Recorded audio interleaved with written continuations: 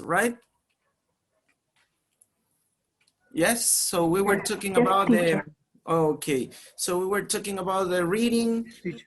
Yes, all right, the reading and listening skill. So today we're going to start with the productive skills. Okay, yes, please don't forget to turn on your microphones. So here we are going to start with the first productive skill. So it doesn't mean that it has to be the order, remember? And so this is in order to make a connection, because we have the first part, the reading was the written language. Then we pass to the oral language. And today we're going to continue talking about the oral language, but tell me you can watch my screen, please. Can you watch it? Yes? Yes. Okay. Yes, teacher. All right. So I'm gonna share. I'm gonna make it bigger. Yeah. Okay. Yeah. So as I told you, today we're going to start with this productive skill that is related to speaking. All right. So this is an interesting skill, and this is one of the most important skills when we want to learn, and also when we are going to teach a language, you know? So the main purpose of a language is to communicate. So one of the ways in order to communicate is by speaking, no? So today we're going to start talking about the process of speaking. That's why the title of this session is What Speakers Do and Know. So we are going to analyze what do we do in order to speak? What aspects are we going to do to produce speech? Remember, when we talk about speaking, we also make a relationship with the speech. No? Remember that speech is the act of speaking, talking. So this is the speech. So today we're going to analyze some aspects of speaking, the process of speaking, and also speech. Okay? So here we're going to start with the previous one, and I want you to make a question for you. So today we're going to talk about speaking. So what is speaking for you? Can you give me your ideas, please? What is speaking for you? Communicating ideas. Communicating ideas, yeah? What else? What else? What is speaking? Express desires, express opinions. Yes, you express your opinions, all right. What else? Something more? What is speaking? Tell me, according to your point of view, this is your background knowledge. I'm activating your schemata, no? Remember, this is the term. I'm activating your schemata by making... It's an output skill. Yeah, it's the output, all right. Indira says the act of communication is a capacity of the human being. Yes, all right. Vanessa says is to express what you're thinking. Okay, so yes. Create sounds. Create, excuse me, create Sounds. sounds. Oh yeah, all right. So we are going to create sounds. This is something important. All right, we are going to produce sounds. Okay, very good, very good. All right, so. To change many ideas with other people. To exchange ideas with other people. That's it, that's it. This is Richard or David? Richard, right? David, okay, David, thank you. Richard, do you wanna say something?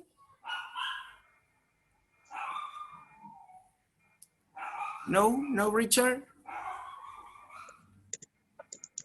Okay, so we are going to analyze, we're going to read some definitions of speaking, okay? I'm gonna show you some definitions of speaking.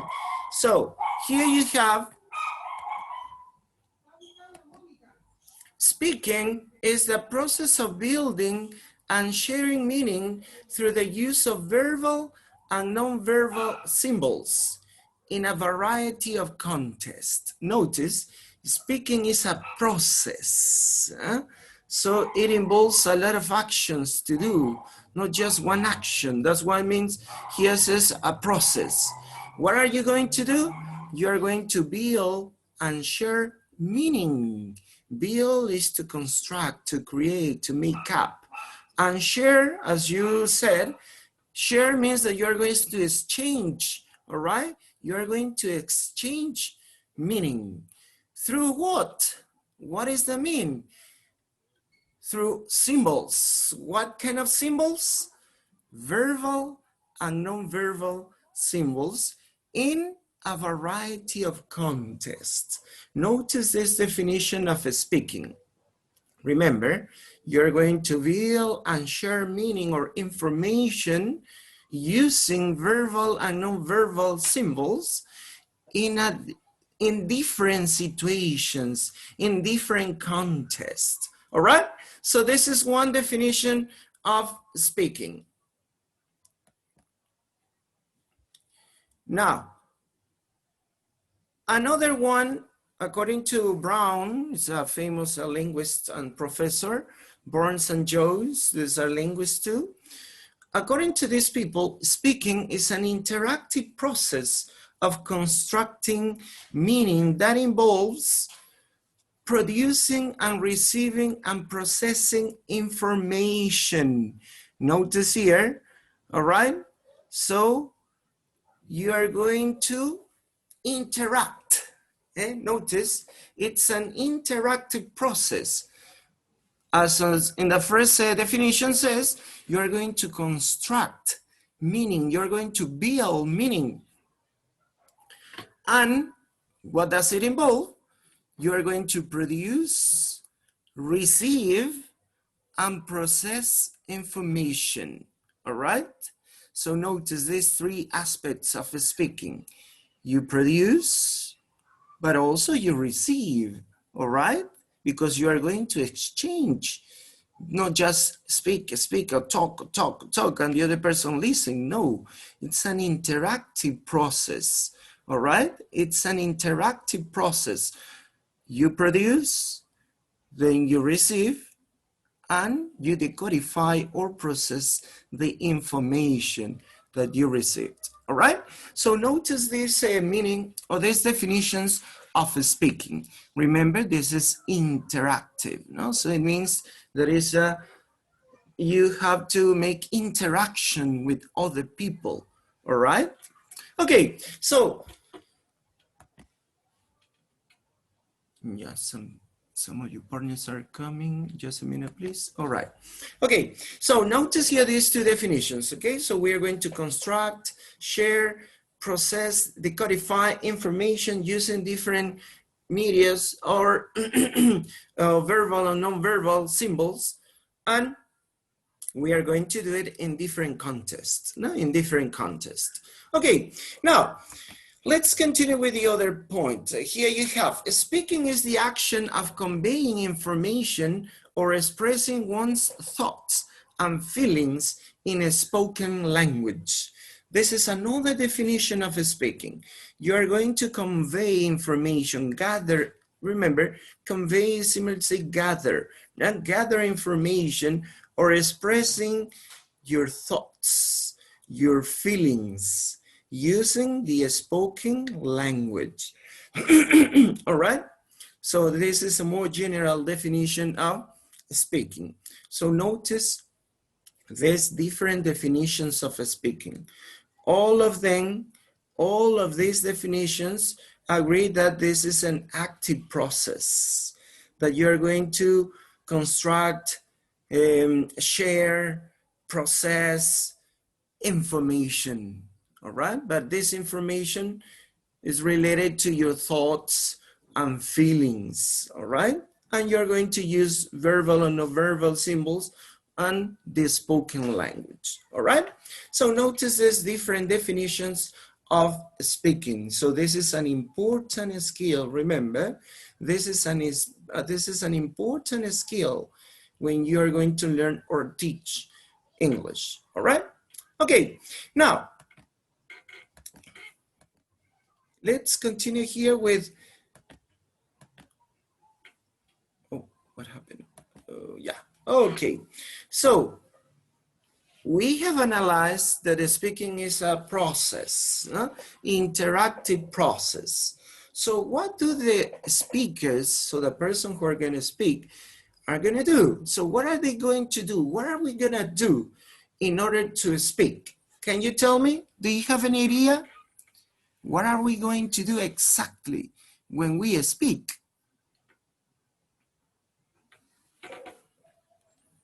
Produce sounds. Produce sounds. We use mouth, teeth, lips. We're going to use our organs, no? Organs of speech. No, this is called the organs of speech. We're going to articulate, no? We are going to articulate sounds. All right, that's good. Ruth says, yeah, breathing. Breathing. Yes, Ruth, breathing. What else? What else? No more? Edith says, show gestures. All right, Edith. That's why here says verbal and non-verbal. No more, no more. What speakers do? Try to compare it with our own language. We are Spanish native speakers, all right? We're native Spanish speakers. So what do we do in order to speak as a native Spanish speakers? Because we're going to do the same. It doesn't matter the language, if it is English, French, German, Chinese, Japanese, it doesn't matter, no? It doesn't care. We are going to do the same. One of your partners says, articulate sounds. We're going to use our organs in order to produce sounds. We coordinate the ideas to give an idea, to express a feeling or something that we want to say. So we organize our ideas, all right? We organize our ideas to express our feelings, our emotions, our thoughts. Okay, very good. Oh, Flor, please, your microphone. Okay, thank you. Anybody else? Anybody else? No more? Gabriel says to transmit ideas. Exactly. Vanessa says talk for a long time. All right. We're going to talk and talk and talk like a talkative person. Okay. So here we're going to analyze. Notice, what are we going to do? What do speakers do? Notice, we are going to do or analyze these aspects of speaking, no? The process of speaking. The first point you told, speech production. So we're going to produce sounds. Second, conceptualization and formulation. So we are going to think in a very, very fast time, no? In just a few seconds or milliseconds, you have to think. Oh yeah, I want to say that. Yeah, all right. So you have to choose the words, right? So it's so fast that you cannot notice easily, right? This is the conceptualization and formulation. The articulation, then self-monitoring and repair, automaticity, fluency, and managing talk. So maybe you could not understand these terms so easily, but don't worry, because we're going to talk about these aspects in a deeper way, all right? So don't forget it. So we have these aspects of speaking, what the speakers do when they produce a speech. Remember the speech.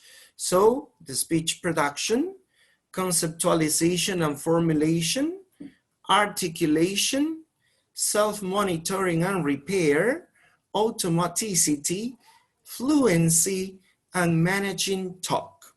So let's see, what did they mean? What they mean, all right?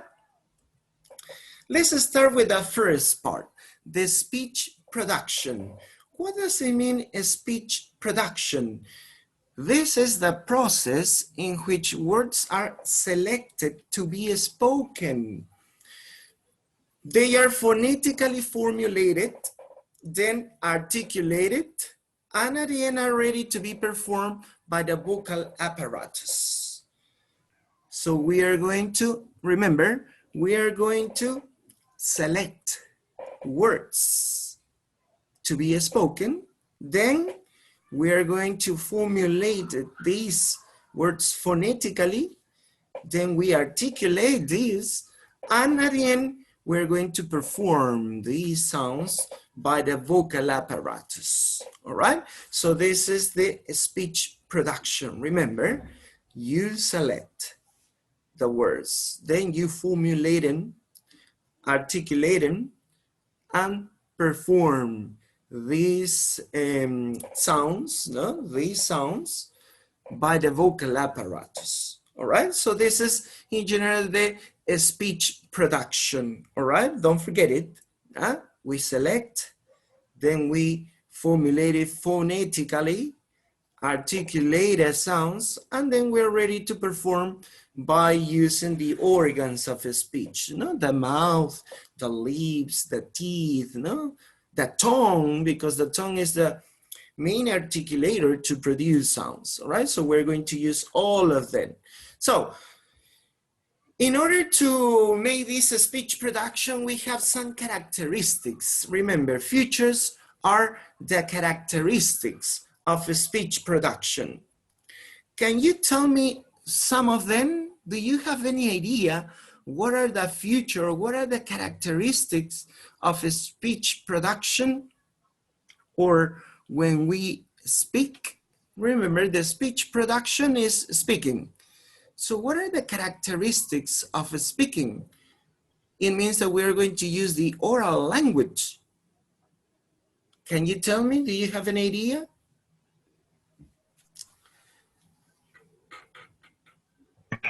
Intonation. Oh, sorry, I couldn't hear you well. Intonation, teacher. The intonation, all right, the intonation. What else? What else? Intonation. Fluency or Fluency, yeah, all right. Loudness or quietness. Loudness or quietness, yeah, all right, okay. How low, how high is your speech, no? Your tongue. Any other one, any other one? Any other idea about the characteristics of a speech production? Stress, rhythm. The stress, the rhythm, yeah. So you are talking more about the articulation of sounds, no? When you produce the sounds. But there are other aspects related to the speech production. So here we're going to analyze them. One of the characteristics of the speech production or speaking, remember, speech production is similar to say speaking when you use the oral language. So what is one of the characteristics of the speech production? That this is linear. So what does it mean linear? It means that it takes place in real time while words follow words and phrases follow phrases. Notice, right now I'm speaking to you, all right? I'm talking to you. If you notice, this is real. Well, nowadays we have in another real situation. This is a virtual real situation because we are not face to face. Yeah, but we have some tools in order to make it more real. Yeah, this virtual education. But most of the time, this speech production is in real time. Okay, this is in real time. And what do? You speak, you produce word by word by word. If you notice, I'm saying word, or phrases by phrases, followed by other phrases. So that's why we say this is linear, all right? Real time, and you produce word, words, word after another phrase, phrase, phrase. So notice, this is one characteristic, one feature of the speech production or speaking, no? When you use the oral language, all right? When you use the oral language.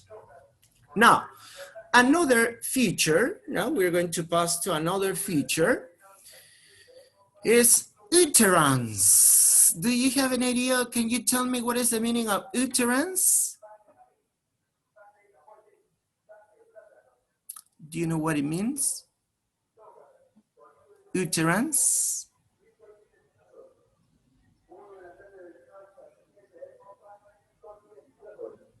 No, nobody? Utterance?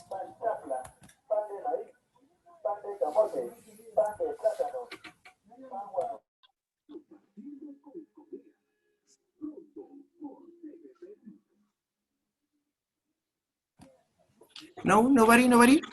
Okay, so utterance, remember, utterance are the expressions that we produce. Any word that we produce or phrases that we produce are called utterance. So a speech is produced utterance by utterance. So you say one word, then another word, or one phrase to another phrase, similar to the linear part, no? But this linear, remember, we put this together by utterances. We could make a comparison with the written language. No? In the written language, what are the units? The sentences, all right? Sentences. We produce phrases, words, but we make sentences.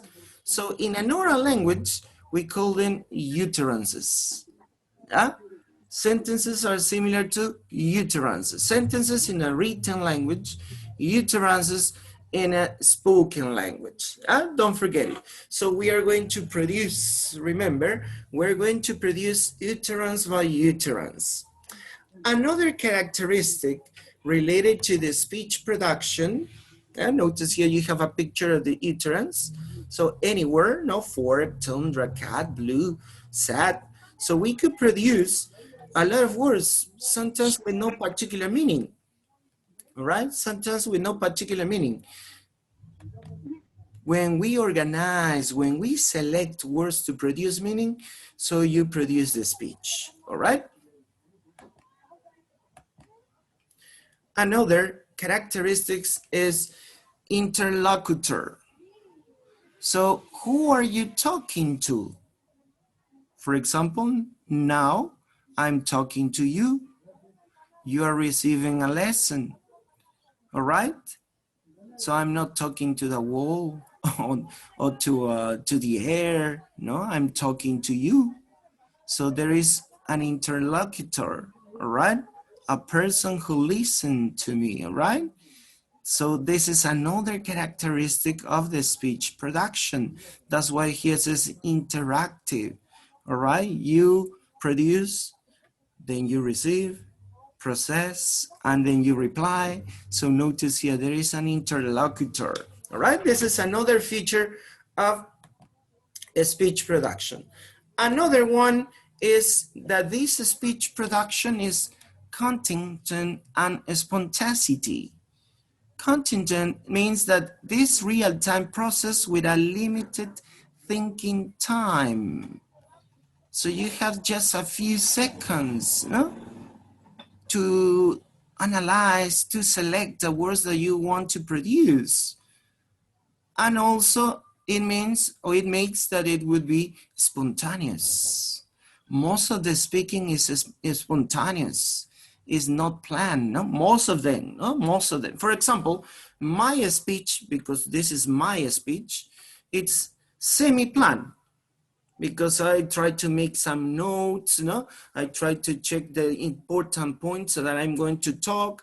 But then when I'm talking to you, I can add more ideas. And these ideas are spontaneously. So my speech, for example, my speech is semi-planned, It's not so planned because I insert extra ideas, extra ideas referring to the test or maybe to the topic that I'm talking to you, or maybe I'm gonna give you my own opinion or my own experience, all right?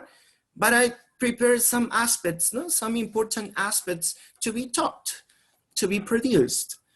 So, but most of the time, in real time, most of the time, the speech production is spontaneous with just a few seconds to be produced, all right? That's why here says that it's contingent and spontaneity. So don't forget these 4 important features of a speech production. Remember, it's linear, you use utterances, we have an interlocutor, a person who listens to us, and also is contingent and spontaneous. So these are the characteristics of a speech production. So we can have here a comparison with the written language. In the written language, if you remember when we talk about reading, when we read the written language, this is the written language. So it doesn't have to be real time, because a person writes something in another time and then you're reading in other time. So there is not a real interaction, right? Face to face, or maybe using these digital tools, For example, this is not face to face. Maybe we turn off our cameras. Maybe we could say that it would be face to face, but it's not a real face to face, right? So this is real time. We have an interlocutor. We produce utterances, words, word after word, So words and words, expressions, phrases, and so on. Okay, so don't forget about these 4 characteristics. Remember, features is similar to say characteristics of speech production. But on the last aspect, notice here, on the last aspect, also in this aspect of spontaneity, we have some overlaps. What does it mean, overlaps? And also we have here, for example, when we are talking and the other person start talking at the same time to you. So this is overlaps. There is here no fix, there is no fixed order. Sometimes we don't have a fixed order. Yeah, let me speak first and then speak to you. Sometimes we interrupt and we produce a speech together in order to show interest, all right? So here you call this overlapping. Remember, this is overlapping. Okay, so here you can have these characteristics of speech production. Don't forget about these characteristics of a speech production. Now, what are the processes in a speech production? We are going to analyze. As I told you, we're going to do some actions in order to produce a speech. The first one is conceptualization. What is conceptualization? This is what is in your mind, in the mind of the speaker, the ideas, the thoughts, the beliefs that you have in your mind. So here you have these 2 parts. The knowledge you have about the language. This is the linguistic knowledge. And remember, linguistic knowledge is the knowledge that you have about the language. And the other is the world knowledge. This is your beliefs, your thoughts, your experiences, all right? So we have 2 knowledges, all right? And we call this conceptualization, what you have in your mind, all right? There are 2, remember, the linguistic knowledge and the world knowledge. The linguistic knowledge is the knowledge that you have about the language. The grammar, syntax, phonetics, phonology, all the aspects of these fields of linguistics. No, remember that the term linguistics is the study of the language. It's the science which studies the language. the different levels of language. No, we start with phonetics, phonology, morphology, then we pass to morphology, syntax, then we pass to the other part. This is discourse analysis, no, pragmatics, semantics, semiotics. So we have different levels of linguistics.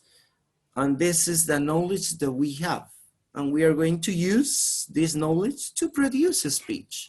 And also we use the world knowledge. No? This is similar to the term to your background knowledge. No? So all your beliefs, your thoughts, according to the place you were born, no? The society that you belong to. So you have values. All of them is the world knowledge. So we are going to use these two knowledges to produce speech. And we call this conceptualization. Notice, this is the first process when we produce a speech, when we speak, in general term.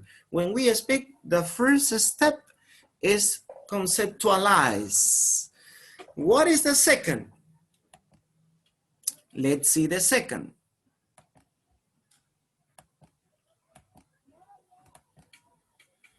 Formulation. You are going to formulate. So this is how we order words according to our knowledge of, again, context, lexicon, syntax, and grammar rules. So you're going to use these aspects in order to order the words that you want to say, all right? It depends on the languages of the context you are, you know, the kind of context you are. The lexicon, lexicon refers to the range of vocabulary you have, all right? This is the lexicon, the range of vocabulary you have, all right? The syntax, the structure of sentences. No, remember this is syntax, the structure of sentences. And the grammar rules, so patterns, no, rules that we're going to follow in order to produce these utterances. Remember, we're going to call utterances, not specifically sentences, utterances. Then we're going to talk about the differences between the grammar, the spoken grammar, and the written grammar. Yeah? So don't forget, formulation is when you order words. You choose the words and you have to give them an order, no, an appropriate order, all right? For example, it's not possible to say in English, no, speak you late, no, right? Because the order is not good, all right? So you are not applying these aspects. You are not formulating well, You are not formulating well your speech. Don't forget. So we are going to apply the context, lexicon, that is the vocabulary, syntax, the structure of sentences, and grammar rules, patterns that we must follow, you know, when we formulate these utterances, okay? So don't forget, the first one, conceptualization. The second one, formulation. Let's pass to the other one.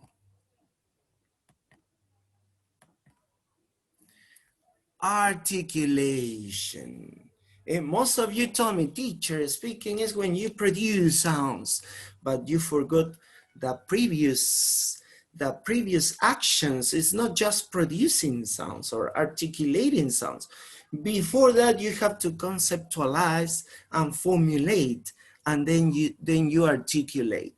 So articulation is when you use your organs of speech to produce sounds. Now notice here you have in this picture the different organs of speech that we're going to use in order to produce the sounds. Now we have the lips, the jaw, the tongue, the palate, the nasal cavity, the oral cavity, pharynx, epiglottis, larynx, esophagus. So we have seen this part when we talked about phonetics. No? We analyze the different organs of speech.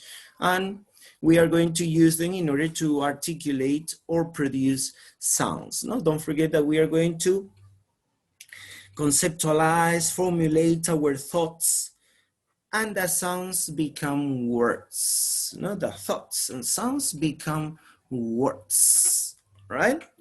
So this is the other action. Notice the other sub-process, if you could say that, sub-process when you produce a speech. So don't forget, conceptualization, formulation, articulation. Let's pass to the other one.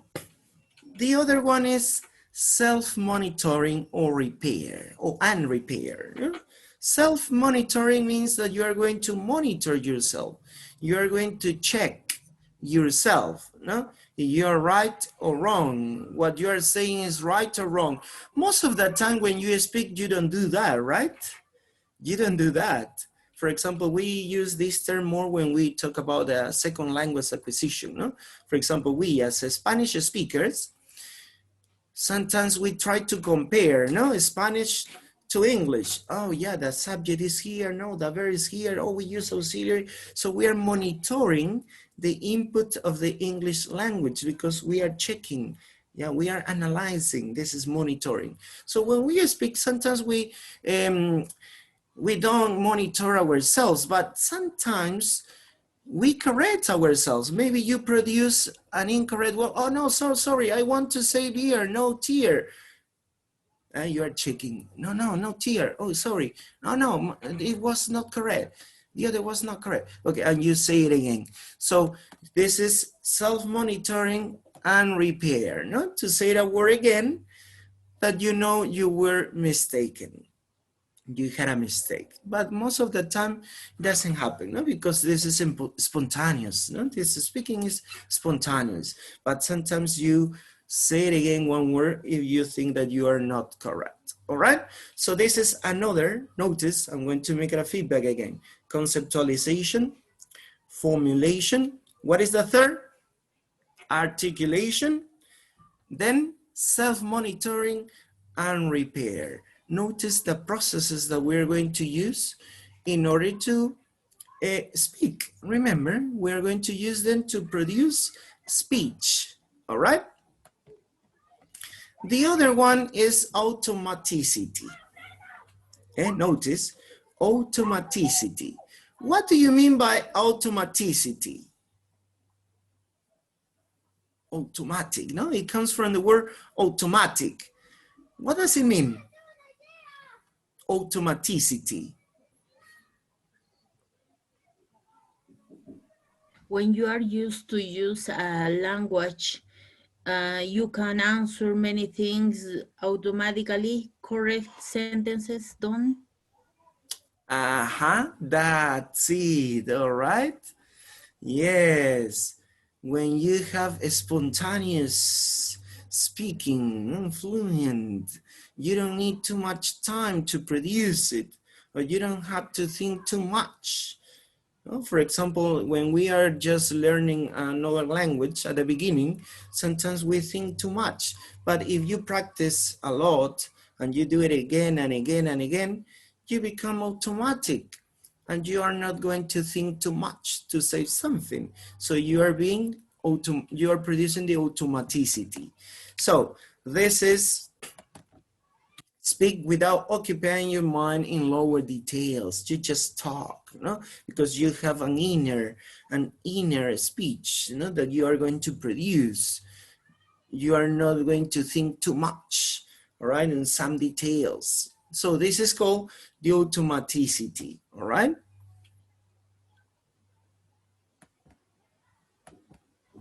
So your mind is focused on what you want to say, not in the grammar, sentence structure, or vocabulary.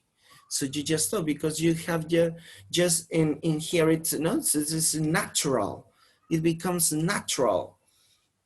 As I told you before, when you're just learning at the beginning, so you think, oh yeah, the subject, yeah, this is the verb, and you have to, yes, yeah, he enters the university. Is not automatic, but when you start speaking and speaking and speaking, listening, reading, so you have the language as natural, so you start producing, you don't think if it is a yes, oh no, here is leave, the other, you don't think about it, you just produce, because this is automatically, all right? So don't forget about this is another processing speech production.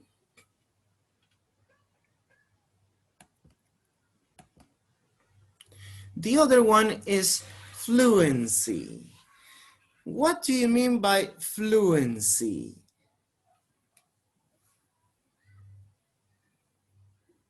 Fluency. I know that you have heard this term before, no? This is a very common term. Oh, sorry. Fluently? When you have enough vocabulary to express your ideas and to express your opinions without stopping or without thinking what to say or looking for a word in a dictionary or in another place. You have enough vocabulary to speak, all right? With no pauses, right? No breaks, you don't stop too much. But it doesn't mean, notice, sometimes we get confused, no? Fluency, oh yeah, when you speak fast as you can. Is it correct to say fluency to speak as fast as you can? I don't think so, because you maybe commit mistakes if you speak fast. Yes. But as I told you before, sometimes we get confused. No? Oh, fluency, yeah, to speak fast, very fast, just fluent. But it's not something like that.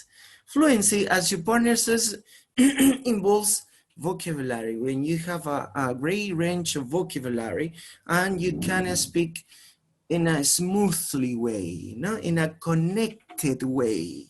You don't make so many pauses or breaks. It doesn't mean that you have to speak so fast. No. In a connected way. For example, right now, I'm not speaking too fast, but I'm not making pauses. My speech is connected. So we remember this is in phonology, no? We were talking about this aspect, no? Features of connected speech, no? So the speaker uses some strategies, some processes, phonological processes, to make their speech fluent, connected. So let's see here. The accuracy that we have when speaking a language, this is the fluency. You are going to make pauses, remember, but not every time, all right? For example, if I speak like this, the accuracy that we have when you are not fluent, right? Because you're making a lot of pauses, but you are going to make pauses. Maybe you want to emphasize when you have to express another idea, no, you change your mood, all right? You are going to make pauses. It doesn't mean that you have to speak like a robot, no? The accuracy that we have with speaking a language. No, this is not the purpose, right? This is not fluency because you don't have the correct intonation, right? The rhythm, the stress, so you have to follow this. Fluency is the accuracy, how effective you are going to speak a language. And to do that, you are going to make pauses. It means that you are going to manage your speech speed, no? How fast you speak, all right? And in order to do that, notice here, we're going to use some aspects to get fluency. One of these is when you use prefabricated chunks. Chunks, remember, chunks are a group of words or phrases that we're going to use. So we're going to use chunks. Plus add-on strategies. So chaining together of short phrases, we're going to connect. Notice chaining is connecting together short phrases. So we're going to reduce some aspects of pronunciation. For example, when we talk about this, assimilation, elision, linking, intrusion. So we're going to do that, all right? We're going to connect our speech and we're gonna have fluency. Yeah? So this is the fluency. When you use some chunks, groups of words, and also you use strategies to connect these words, these phrases together, all right? and make it smooth. No? When you speak smoothly, with not so many pauses. You are going to make pauses, but not too much, all right? Not too much. If you make a lot of pauses, it means that you are not fluent, okay? So this is the meaning of fluency, all right? This is another aspect in the speech production. Now, let's continue here. And the last aspect here related to the speech production. Remember, this is the last aspect of a speech production. Managing talk. What does it mean, managing talk? Have you heard this term before? Managing talk.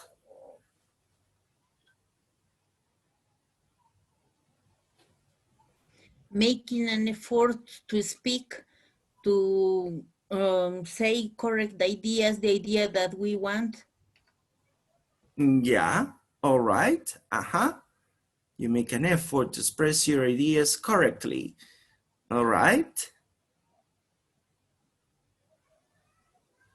No, any other idea?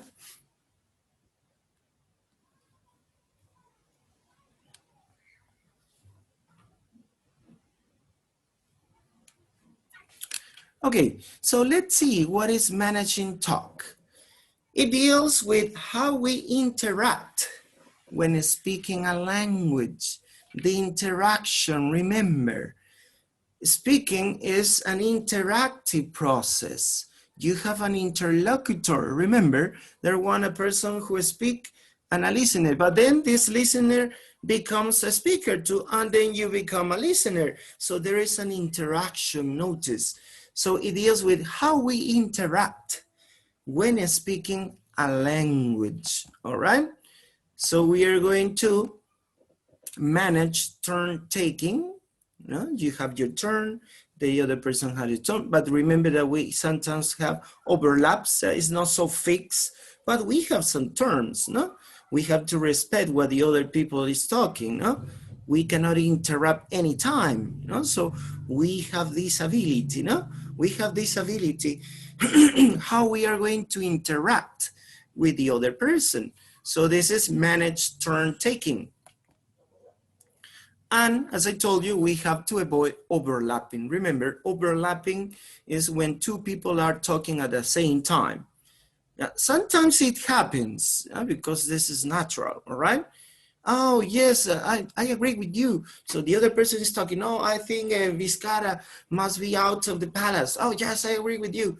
You interrupt, no? You didn't allow the speaker get to the final idea, right?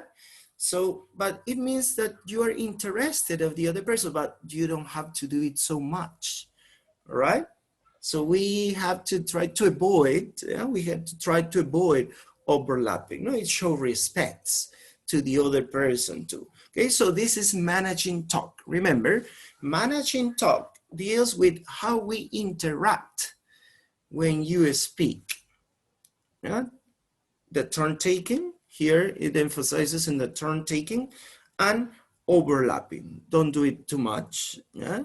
Don't do it too much because it shows respect.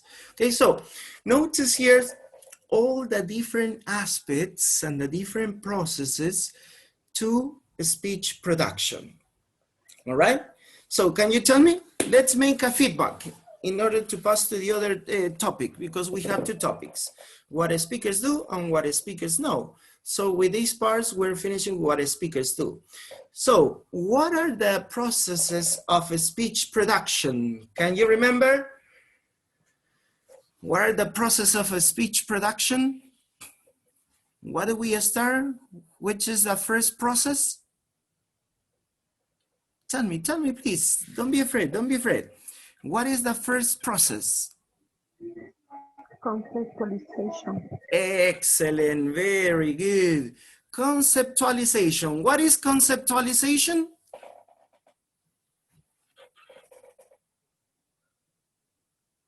What is that? Conceptualization?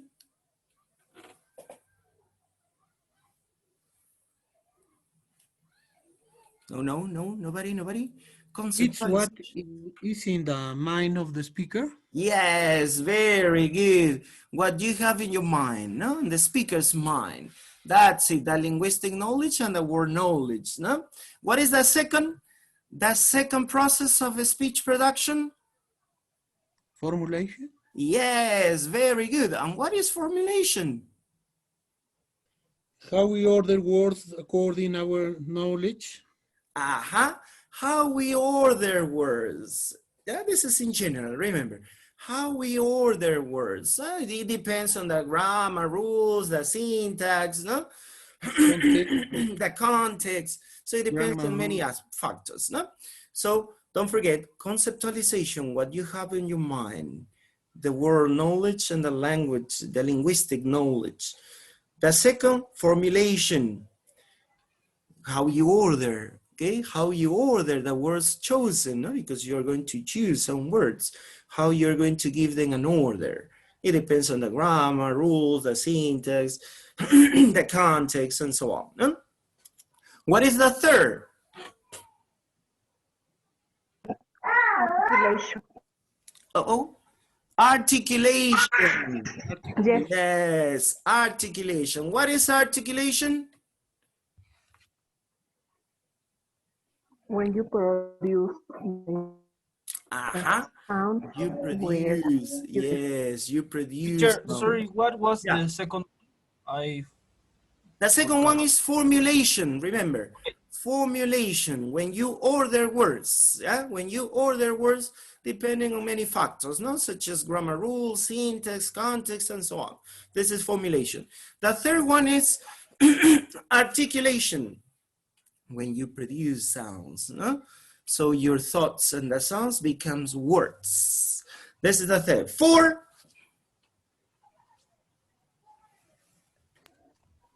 managing talk. Managing talk is at the end. At the end, this is the managing talk. What is it? Sorry. Excuse me again. Repair. Yes, self-monitoring. Self-monitoring and repair. So what does it mean? It's when we correct ourselves. Yes, when we correct Say a word ourselves. again, you know? You say the word again because maybe you confused the word or you didn't pronounce it well, so you correct it. No? This is self-monitoring and repair. Another, what is the next? Automaticity. Automaticity. Yeah, automaticity. What is that? Speak without occupying our mind in lower details. Yes, when you don't think too much. No, what you are saying. You don't take into account. Yeah, remember, don't get confused. Yeah, teacher, it doesn't mean that, so I want to speak, or I can speak whatever I want, and the other one. No. It means that you are automatized. You don't need to think too much because you have as a natural process. No, the speaking is a natural process for you, and you produced. No, you produce and produce and produce. You don't take so many breaks in order to stop thinking, oh yeah, this is correct, yeah, no, the answer. No, because it's natural. You produce it and you say it well. Yeah, remember, it doesn't mean that you're going to say it wrong. Yeah, you say it well. What is the next? Automaticity, then? Fluency. Fluency. That's it. What is fluency? The occurrence. When you express easily. Yes, that's it. No, the accuracy when you speak in a language. When you connect, remember, in simple words, fluency is when you connect words. You don't make so many pauses. You make pauses. Don't forget again, when we talk about fluency, it doesn't mean that you have to speak as fast as you can. No. This is not fluency. Fluency is when you connect words, all right? And we're going to use some strategies and some process in order to connect. We're going to chain, no? Here the term says chaining phrases, chaining words. So we're going to connect words. And we're going to do some pauses maybe to emphasize or to change ideas, no? You're going to make pauses, all right? So you're not going to speak in a linear way, like a robot, no. but don't make too many pauses. If you make a lot of pauses, breaks, it means that you're not fluent, all right? And the last one is this, right? Managing talk. So what is the managing talk? The interaction. How you interact with your interlocutor, no? Remember, how you interact with your interlocutor. Taking turns, no? And try to avoid overlapping. Remember, overlapping means when two people are talking at the same time. And sometimes when you want to talk at the same time, so you couldn't understand each other, right? So it's very important to take turns, no? To respect the turns of the other person, the other speaker. Okay, so this is related to, remember, to what speakers do. Yeah, this is the first part of this lesson, what speakers do. Now, we are going to pass to what speakers know. What do we know? Can you tell me?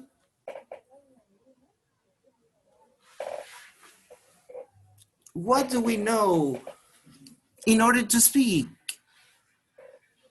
What knowledge do we have in order to speak?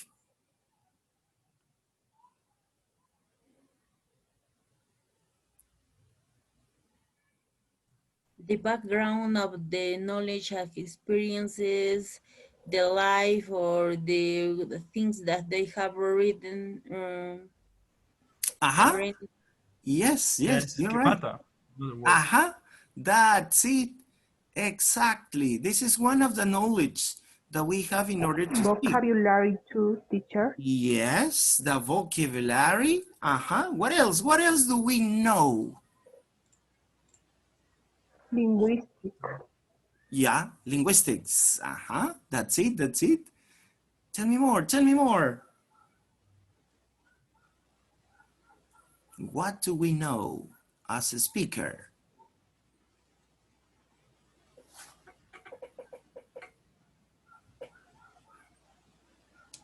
No, no more ideas, no more ideas.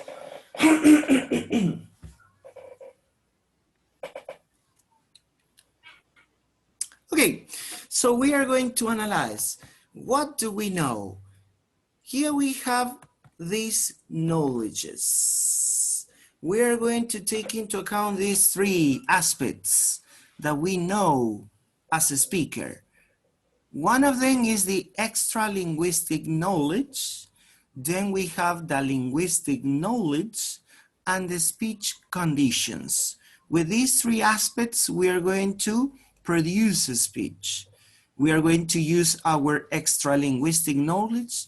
We're going to use our linguistic knowledge, and also our speech is going to be influenced by the conditions, the environment where we are going to produce our speech.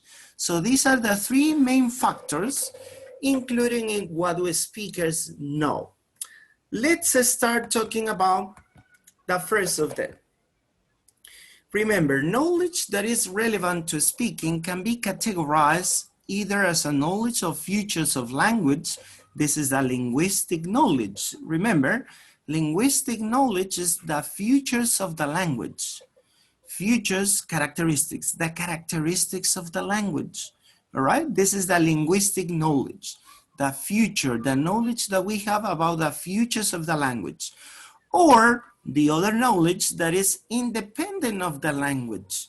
That is the extra linguistic knowledge. So you told me some of them, no? When you told me about your beliefs, your experiences, your background, your schemata, this is the extra linguistic knowledge. And the vocabulary, the pronunciation of the phonological, phonetical aspects, the markers that we use. So all the knowledge related to the language is the linguistic knowledge. So we have these two major aspects according to what we know. We have a knowledge, two main knowledges, the linguistic and the extra linguistic knowledge. But the other one, the other aspect is the speech conditions, refers, remember, then we're going to talk about more of this, refers to the environment. For example, no? Now, right now I'm speaking to you and talking to you, and maybe the internet connection is not too good. So maybe you can listen to me not so well, right? Maybe it's interrupted, it's not clear with some noise. So this is the speech condition. This is called the speech condition. So the environment that we are going to produce the speech. So don't forget, we have these three aspects: linguistic knowledge, extra linguistic knowledge, and the speech conditions. Okay, so in these three aspects, we are going to develop the second part. Let's start with the first one.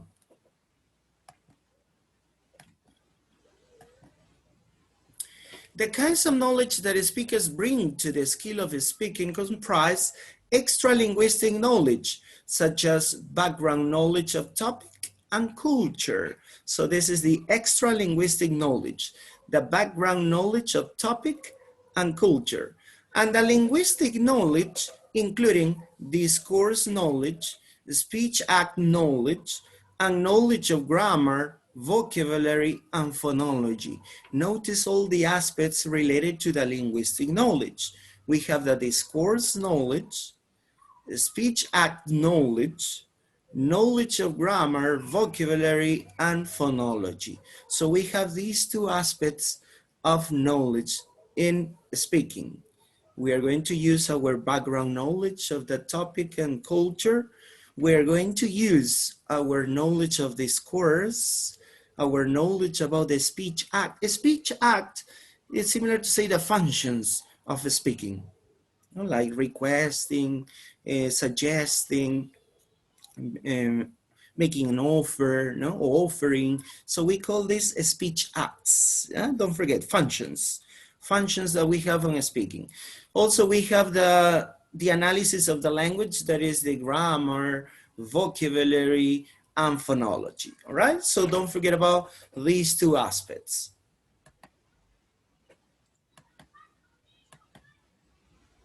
Let's start with the first one, the topic and cultural knowledge. So this is the extra linguistic. Remember, we're talking about the extra linguistic knowledge.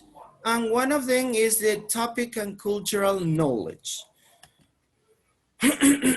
So for example, here you have a picture. What can you see on this picture? What can you see on this picture?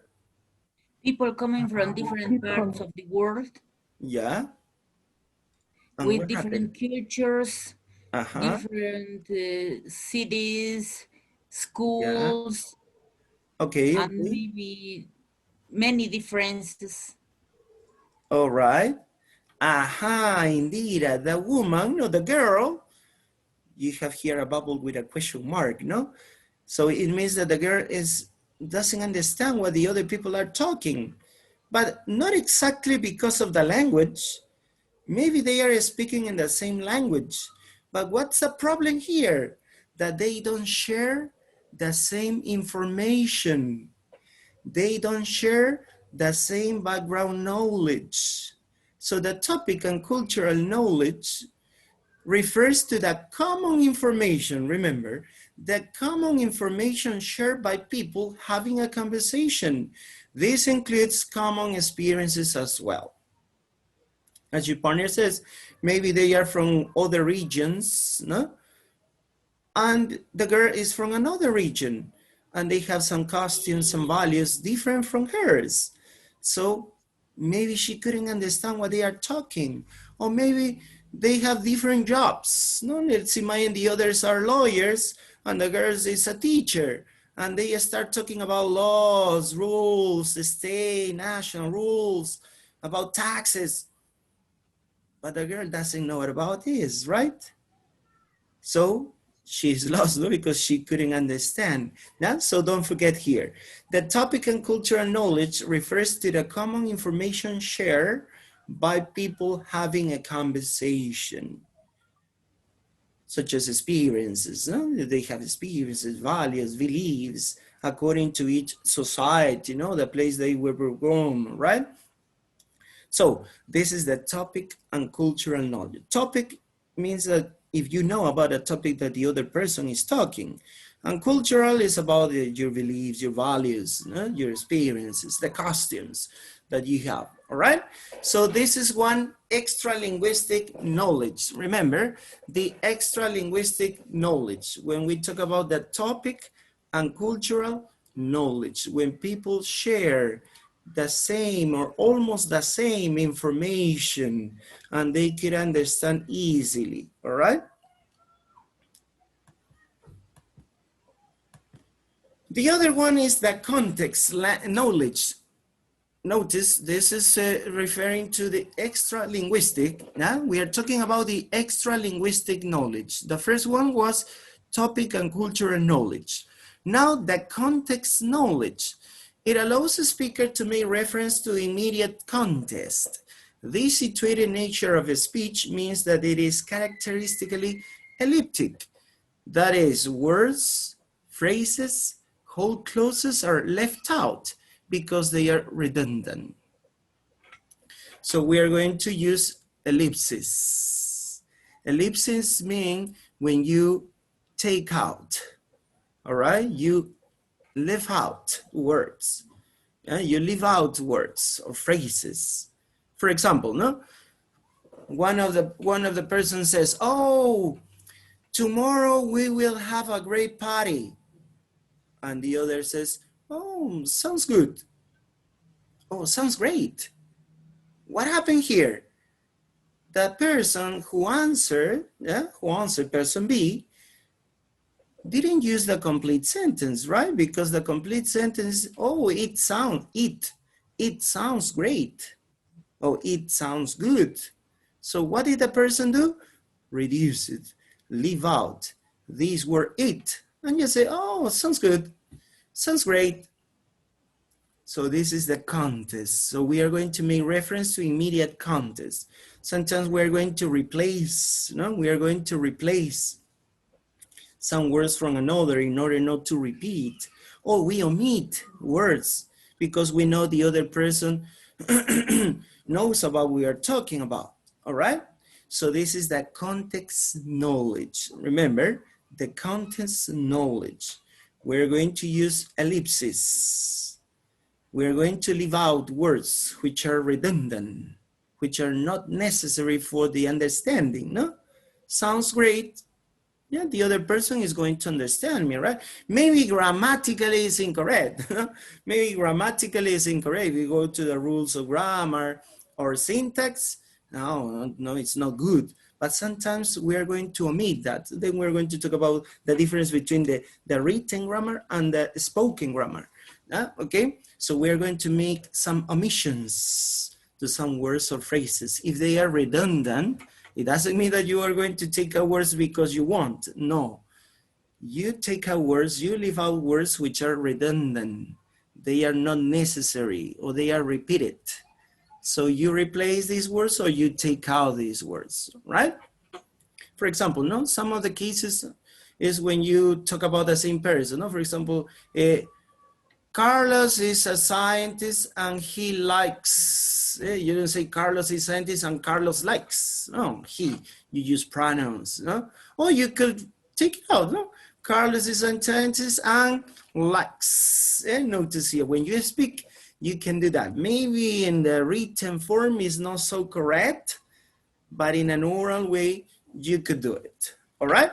Okay, so this is the context knowledge. Remember, so we have topic and cultural knowledge and context knowledge. This is the extra linguistic. Yeah, this is the extra linguistic knowledge.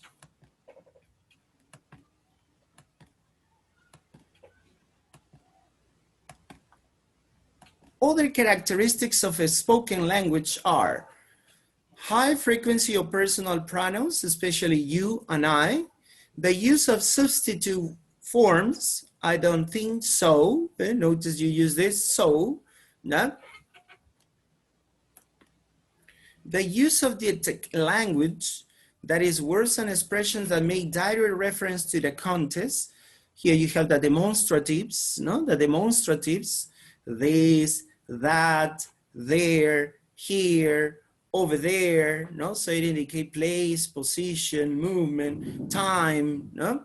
So you use this kind of language. Remember, this is called the ethic language.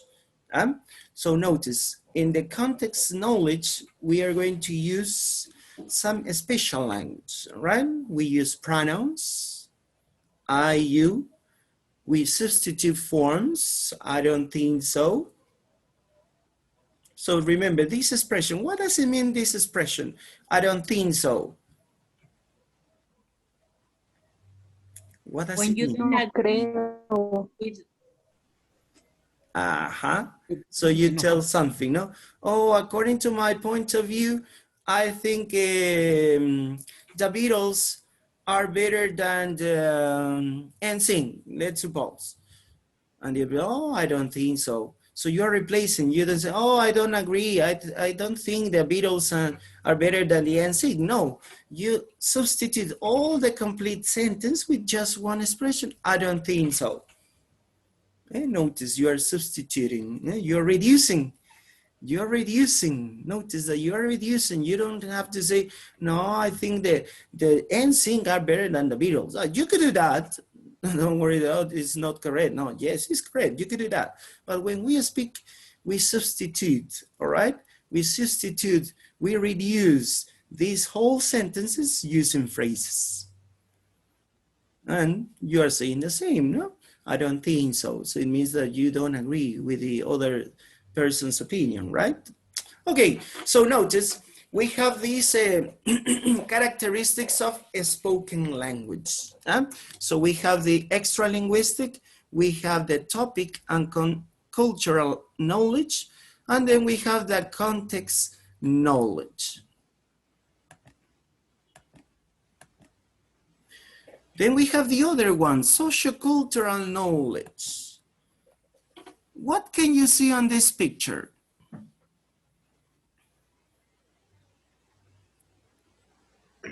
Two people. A couple of Maybe they are in love. They are in love. All right, all right. Look at carefully the picture. the girl wants to get close and the guy is avoiding it. Yeah, all right, all right. Me, well, in my young experience, I think that is a situation called the friend zone. Yeah, the friend zone. All right, that's something like that. It's related to the culture. Here you have two ways of greeting. Greeting, yes. Yes, two ways of greeting. The girl is used to greet someone by giving a kiss, not kissing on the cheek of the person, but the man is giving his hand. No, this is another way of greeting, no, when you use your hand, shake hands. So here you have two ways of greeting, and it happens, no? For example, in Japan, what happened in Japan or in Italy? Yes, in Italy or Argentina. So, for example, two men in Argentina are possible to kiss each other, no, on the cheek, and twice on each cheek. But here in our country, no, this is rare. This is weird. Oh, what happened? They are kissing each other on the cheek, and they are men. So maybe we cannot see so common, right? It's a little strange. But in other countries, no, it's very common. So this is related to the sociocultural knowledge. So in the picture, we have this difference, the difference of greeting. The person, the girl, is trying to kiss the boy, no, the man, kissing the cheek, but the man just give the hand, all right? So we have two different ways of greeting. So this is related to the sociocultural knowledge, the knowledge about social values and the norms of behavior in a given society, including the way these values and norms are realized through language. This knowledge can be linguistic and extra-linguistic. So extra-linguistic is what you can see here, no? That they use different ways to greet. But the linguistic is what language are we going to use to say the greeting? all right? So hi, hello, or maybe in other countries not say hello, they say another expression. So this is the way how we are going to express that, all right? So notice, this is the sociocultural, yeah, sociocultural knowledge is the knowledge that we have about the social values and the norms of behavior in a given society, all right? And how we are going to use the language in order to realize or to do, or to accomplish these values and norms. Yeah?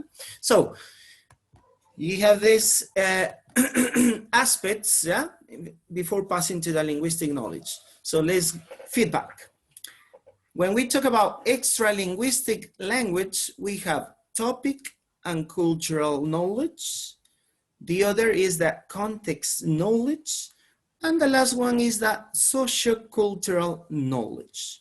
Remember, that topic and cultural knowledge, it depends on if you are familiar with the topic that the other person is talking and you could understand easily, and also the experiences you have. The second one, the context knowledge, is referring to replace or leave out some words or phrases because of redundancy.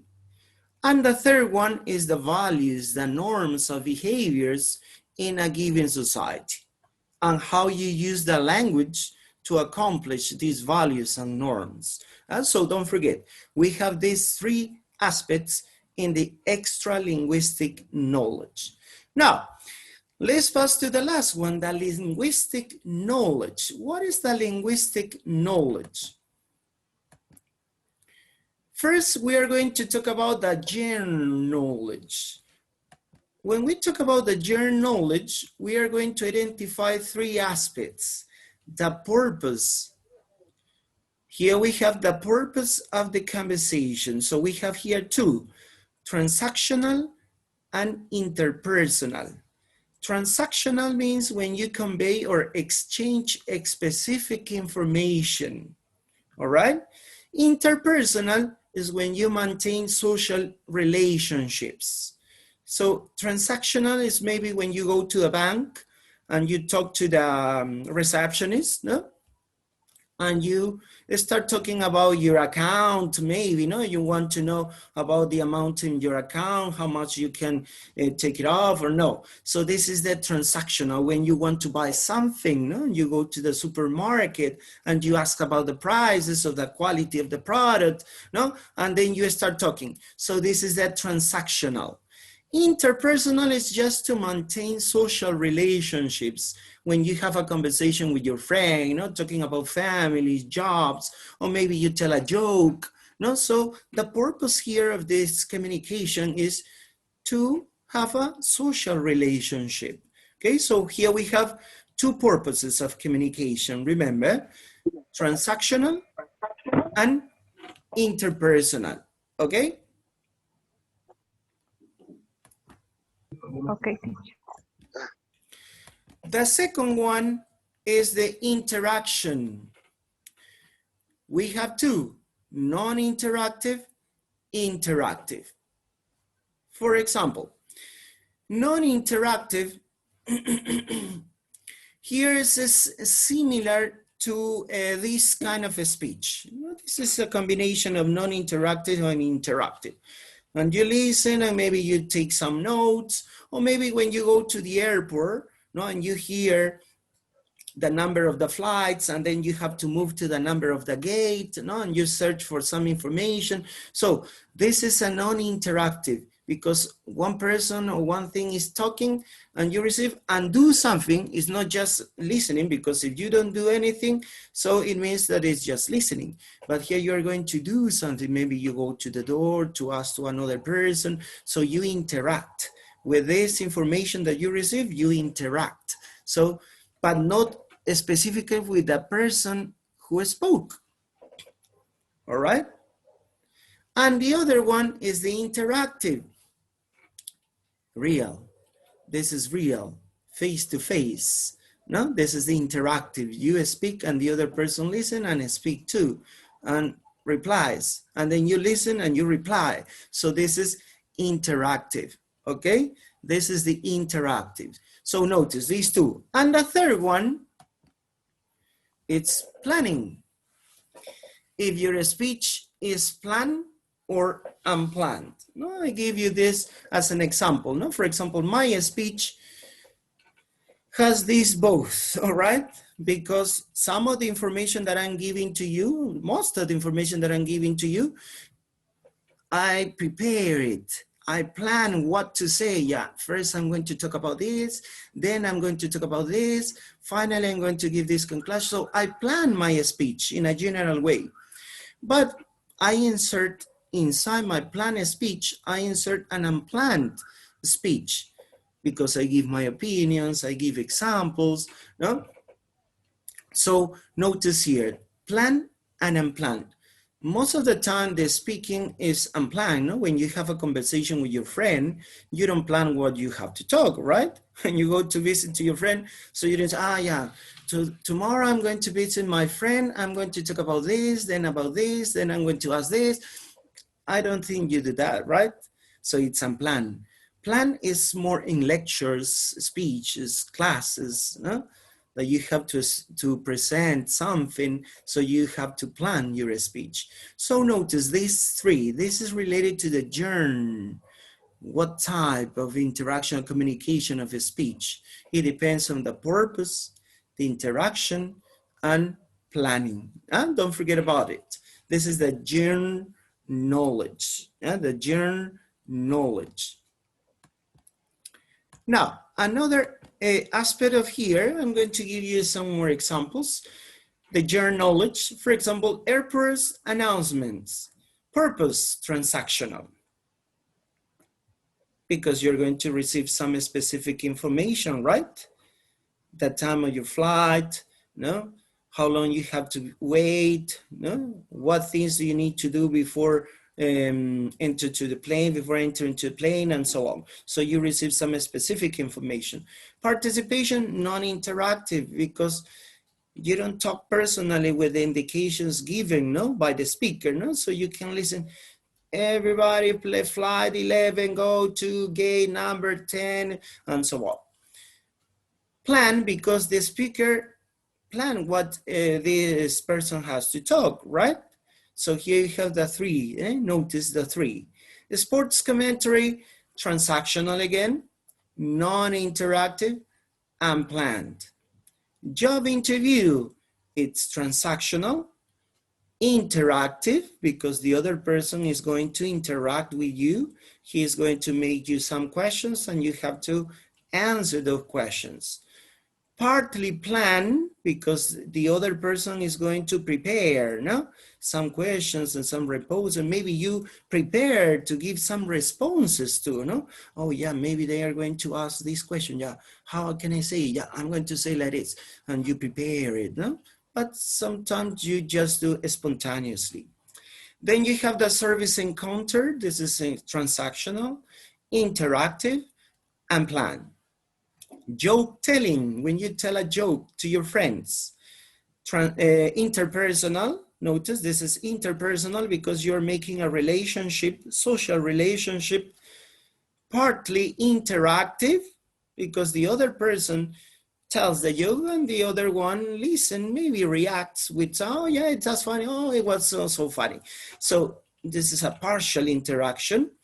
And the other planning, partially planned too, because maybe you tell the joke the first time and then you do the second time, but the second time you do it better because you take into account what you did wrong in the first time. So you can plan your joke too. The other, leaving a voicemail message, this is transactional or interpersonal. Non-interactive, because it's not face-to-face. And planning is not planned, no, because you're just giving a message. Casual conversation, interpersonal, interactive, and planned. No? Most of the time we have this kind of speaking, no? Casual conversation, it's unplanned, it's spontaneous, it's interactive. You interact with the other person. Interpersonal, because you're establishing a social relationship. Okay, so notice here you have the different examples. Yeah, you have the different examples of general knowledge. Another one is the discourse knowledge. Okay, discourse knowledge. So it refers to organizing and connecting utterances, as well as mapping this knowledge onto the turn-taking structure of interactive talk. So in general, discourse knowledge is how you organize and connect your utterances. Remember, utterances are the words, phrases that you use to speak. Yeah? Similar to say sentences. Yeah? Similar, not equal. Similar to say sentences. The words and phrases that you speak, utterances. So discourse is how you organize and connect these utterances. Okay, and also it takes into account the turn taking. Remember the turn taking structure of interactive talk. The use of discourse markers is particularly important in terms of the fluid management of interactive talk. So we are going to use some markers, some discourse markers. Discourse markers are used to signal one's intentions, to hold conversation turn, and to mark boundaries in the talk. Boundaries is the connections in the talk. So here we have some common discourse markers and their meanings. You know about them. Maybe you don't know with this name, but you know and you use them.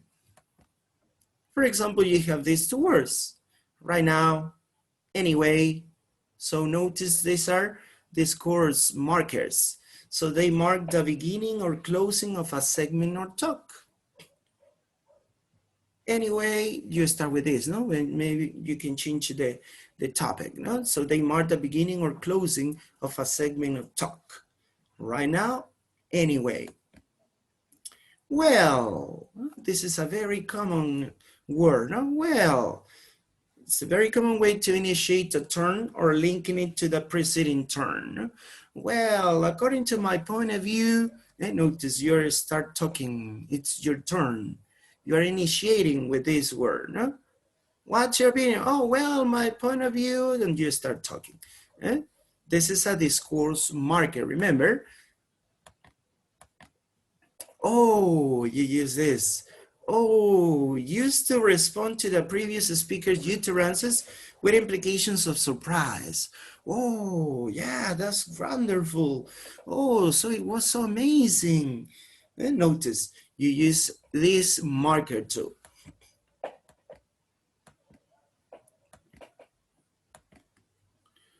The connectors, here you have some connectors, some conjunctions, and, but, or, they are used to connect, notice, to connect discourse. No? So, because they are also conjunctions, they signal that what follows is the result or the cause of what has been said. Then, this is often used to signal an inference based on what someone has said. You know, I mean, these markers serve to gain and maintain attention on the speaker. The first, by appealing to the hearer's shared knowledge, because you know, so it means that you're supposing, you're deducing that the other person has the same information, no? They share the same information. And the second, I mean, is that some kind of clarification is going to follow, no? So you're going to explain something in order to clarify what you have said before, all right? So notice, these words are called discourse markers because these words help us to organize, to connect our speech, to give them cohesion or coherence, all right? So these are useful when we speak.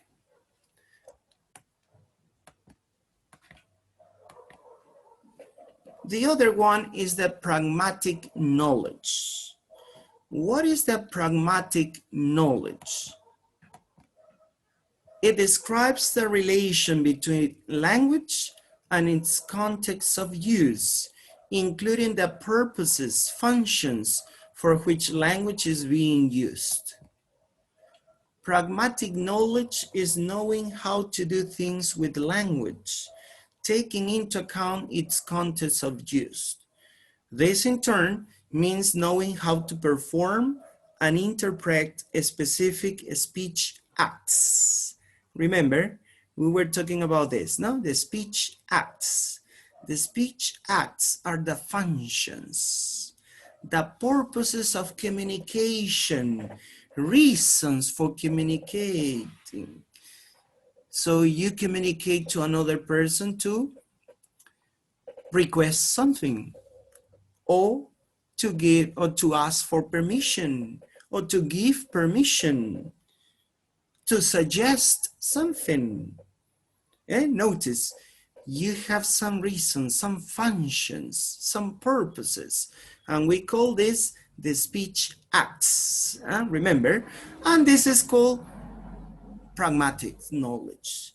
When you know, when you have the knowledge of the language and you use the language to communicate for different purposes, for different functions, or speech acts. You know how to do, what to do with the things, with the language, and communicate, no? For different reasons and purposes. So pragmatic knowledge involves 4 aspects: the speech acts, the cooperative principle, politeness, and register.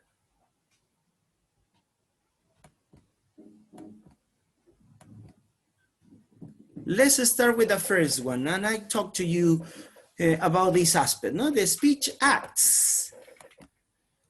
Communicative view of language holds that when someone says something, they are also doing something, right? When you communicate, when you speak, it means that you are going to do something, or the other person is going to do something. The way that a specific speech acts, also called functions, such as complimenting, suggesting, requesting, offering, and so on, are typically realized comprises part of a speaker's pragmatic knowledge. If you know how to suggest, if you know how to request, if you know how to make an offer or give an offer, so it means that you have a good pragmatic knowledge. All right, you know how to do that, how to produce, or how to use the language in order to produce, to accomplish these specific speech acts or functions. Remember, in the normal vocabulary is functions. The functions are the purposes of communication, the purposes or reasons for communicating to someone else. The other is the cooperative principle. What is the cooperative principle?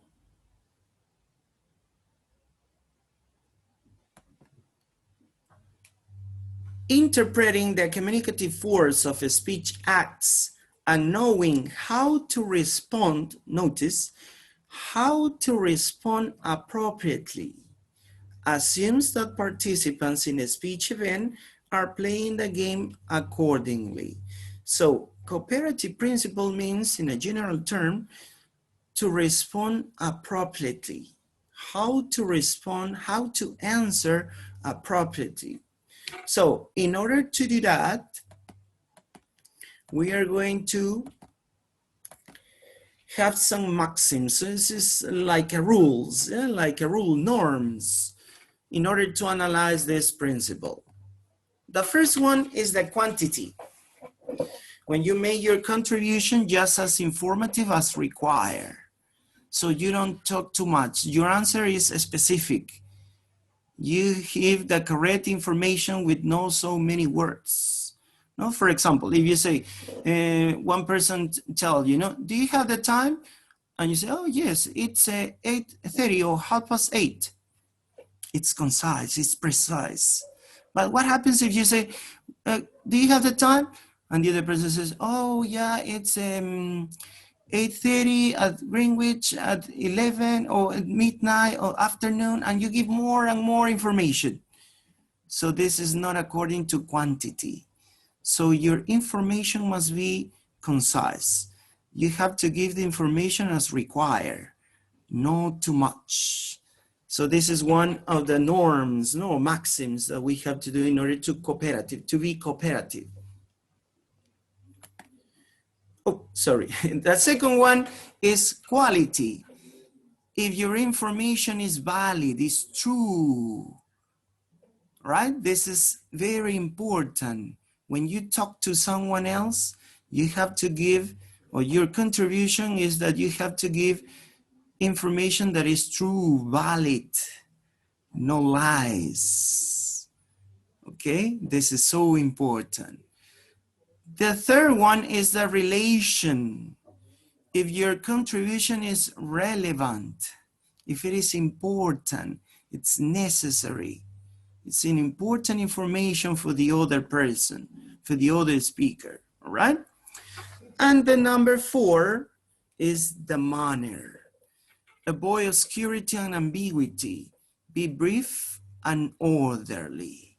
So notice the principles or maxims. Yeah? These are called maxims or principles or rules or norms that we have to analyze to be cooperative. Yeah? To be cooperative. So the quantity, don't give too much information. Quality, the information must be true, right? Valid, no lies. Relation, the information must be relevant. Manner, no ambiguous, no obscure. You have to be brief and orderly. All right. So here we have these aspects of a pragmatic. Let's continue with the other one, the politeness. It refers to the way we take other speakers' face needs into account. The use of politeness markers such as please and thank you, or the equivalents, are universal. No, we use this. In some languages, positive politeness is encoded in the pronoun system. For example, in our language, a speaker can choose between tú or usted. And it shows politeness, respect, no? According to the degree of familiarity or respect they wish to convey. All right, so it's very important, politeness. This is another aspect of pragmatic knowledge. The other one is the register. Register, what does it mean, register? It requires of speakers a sensitivity to context related to the tenor, so the person who you are talking to, and the relationship between the speakers. So here is referring to formal and informal, the formality. And this formality depends on the tenor, so it means the person who you are talking to. For example, you're not going to talk to your father the same as your friend.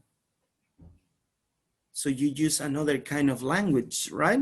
A more formal language, maybe with your father or maybe with your boss. No, because sometimes with your father, you can have a kind of informal language. With your boss or with your chief. So you have to use a formal language, all right? So that's why here says the relationship between the speakers. The feel, what of the event, what is going on, what is being talked about. The kind of topic, what is the topic of the conversation? If you are talking about, for example, a project, you are with colleagues, all right? So you must use some specific vocabulary and structures. It's not the same if you speak with your friends. All right, about maybe your last vacation, the trip that you made with your last vacation. So it's not the same, right? So this is that topic make some changes on your speech. This is the feel, no? The bend, what's going on, what is being talked about. The other is the mode, how, the choice of channels such as the phone or a face-to-face conversation. No? For example, this channel that we are having, no? It's a virtual channel using a platform, no? Video conference platform. It's not face-to-face, real face-to-face, no. So we can change the language, all right? We can change the language. So notice, this is the register, all right? We call this the register, the formality of the language, and it depends on the tenor, the feel, and the mode. Okay, yeah, before passing to this aspect, we are going to stop here. Yeah, we are going to stop here because of the time. I think we passed some minutes. Yeah, next class, we're going to finish with these linguistic aspects. Remember, we're talking about the linguistic knowledge. Yeah, and on the next session, we are going to talk about also the different skills that we are going to have in the speaking one, similar to the other ones. The reading, the listening have some soft skills. So we are going to analyze this. First, we're going to finish with this part, just as a few points related to the linguistic knowledge. And then we are going to pass to the other aspect of the skill, okay?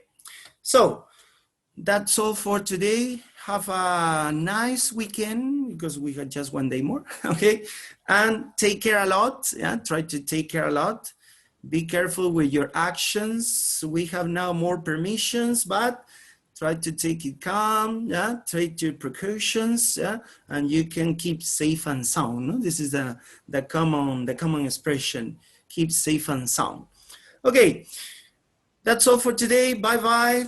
Don't miss the next class, please. Don't miss the next class. Bye. Bye, teacher. You too, Bye, teacher. teacher. See you next class. Thank you so much, teacher. Take Bye-bye. care, you too. Bye-bye. Thank you, teacher. See you. You're welcome. Bye-bye. See you. Goodbye, See teacher. you next class. Bye-bye. See you next class. See you next class. Have a nice weekend. Have a nice weekend too. Thank you. Bye.